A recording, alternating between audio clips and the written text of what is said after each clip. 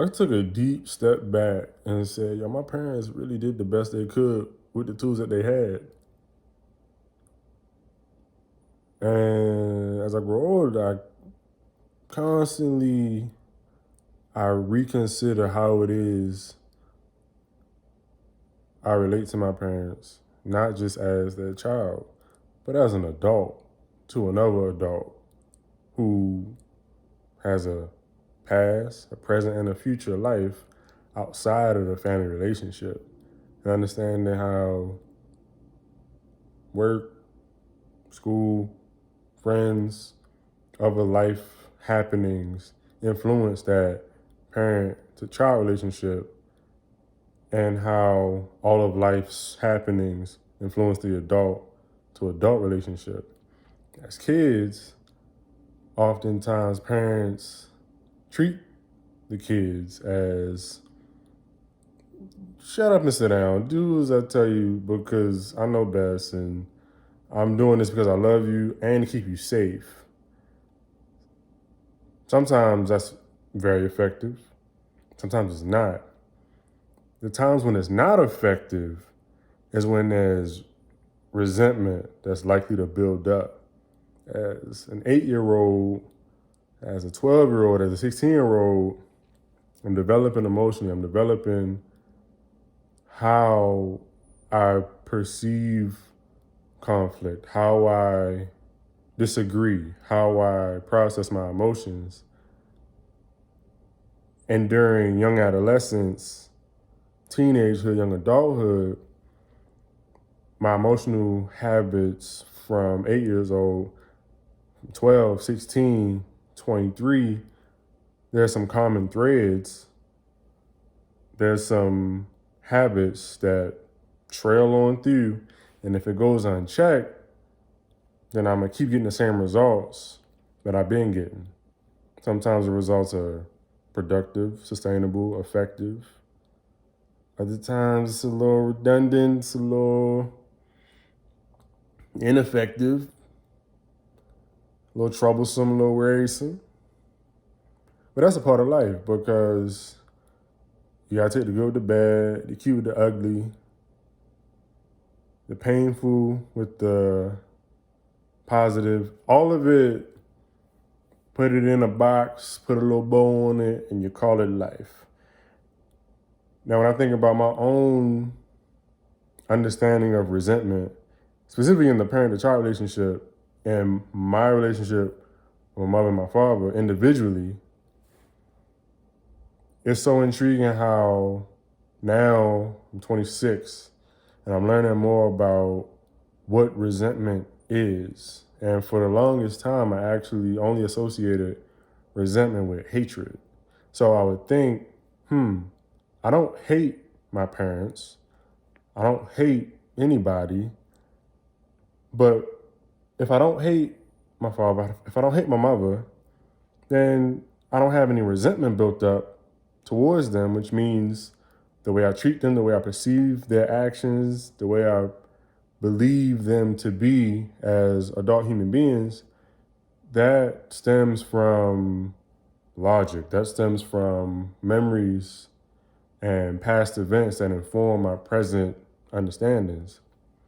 But then I opened up the definition of resentment a little bit more, and this is all happening in real time. This is happening within the past 3 to 4 weeks. When I decouple resentment from hatred, and I threw hatred out the window, I got nothing but love for both my parents. For all the misgivings, for all my misunderstandings of them as human beings, for all their misunderstandings of me as a human being, nah, nothing but love. And then I zoomed in on resentment and what does that mean for different situations, different conversations, different phases of life, different seasons of life.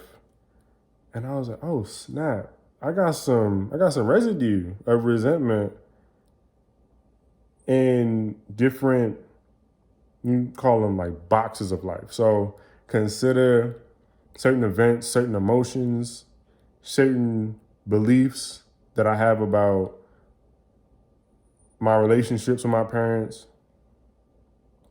Think about them as each little cardboard boxes. You put stuff in each box, you compartmentalize everything, and then certain boxes I've opened up and I've unpacked them, and I'm like, oh, that's that. That's what that is. Oh snap! I've been doing that consistently for the past 4.5 years, and my parents are responding to that, and that manifests in our relationship in this, that, and the third way with X, Y, and Z outcomes. And then as I go through the boxes, I start to see, yo, our relationship is like this because of me and how they're responding to me and how I'm doing this without really thinking about it. And it has this impact on them. See, typically, my thought process as a teenager, as a younger adult, I would always consider the way I would see resentment and hatred in the parent-child relationship, how it looks in TV shows and movies. And it always stems from, I hate my parent because they did X, Y, and Z.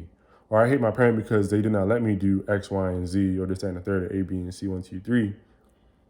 And that doesn't apply to me, but playing that little comparison mind game, I used to always think it applied, and then I'll be like, wait a minute. I would try to apply to my situation, and I would say, actually, no, this is not how it is. And in using those fabricated narratives of what resentment looks like in a parent-child relationship, that fabricated narrative, I looked at and was like, nope, I don't need to worry about this. But in reality, I did. So when I would go through the boxes of my childhood, of my teenagehood, of my younger adulthood, I would look and see different, theoretical or figurative memoirs of, this is from when I was 15, and they did this, that, and the third, and I did this, that, and the third.